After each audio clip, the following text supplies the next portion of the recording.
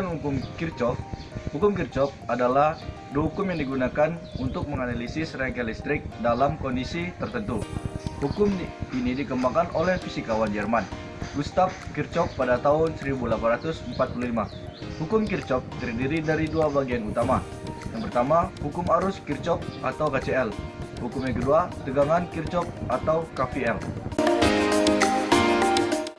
1. Hukum arus Kirchhoff atau KCL. Hukum arus Kirchhoff atau lebih dikenal dengan hukum KCL menyatakan bahwa jumlah aljabar arus yang masuk ke suatu titik cabang atau node dalam rangkaian listrik harus sama dengan jumlah arus yang keluar dari titik tersebut. Secara matematis dituliskan sebagai sigma I masuk sama dengan sigma I keluar. 2. Hukum tegangan Kirchhoff atau KVL. Hukum ini menyatakan bahwa jumlah aljabar dari semua tegangan dalam suatu loop tertutup adalah 0.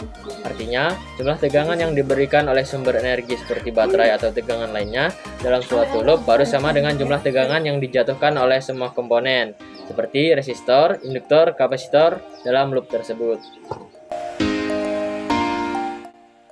Penerapan hukum Kirchhoff. Hukum Kirchhoff yang sangat berguna dalam analisis rangkaian listrik yang lebih kompleks, terutama yang melibatkan berbagai sumber tegangan dan hambatan. Untuk memecahkan rangkaian listrik dengan lebih dari satu sumber tegangan atau lebih dari satu loop, kita dapat menggunakan hukum Kirchhoff untuk menyusun sistem persamaan dan dapat diselesaikan. Langkah-langkah menggunakan hukum Kirchhoff dalam analisis rangkaian. Pertama, hukum node dan loop dalam rangkaian yang ingin dianalisis.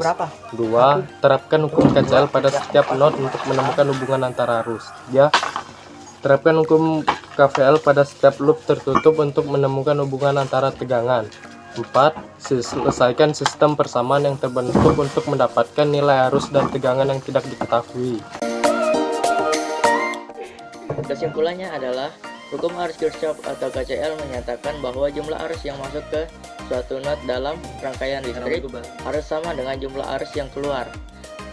Dan hukum tegangan Kirchhoff menyatakan bahwa jumlah tegangan dalam suatu loop tertutup harus sama dengan 0.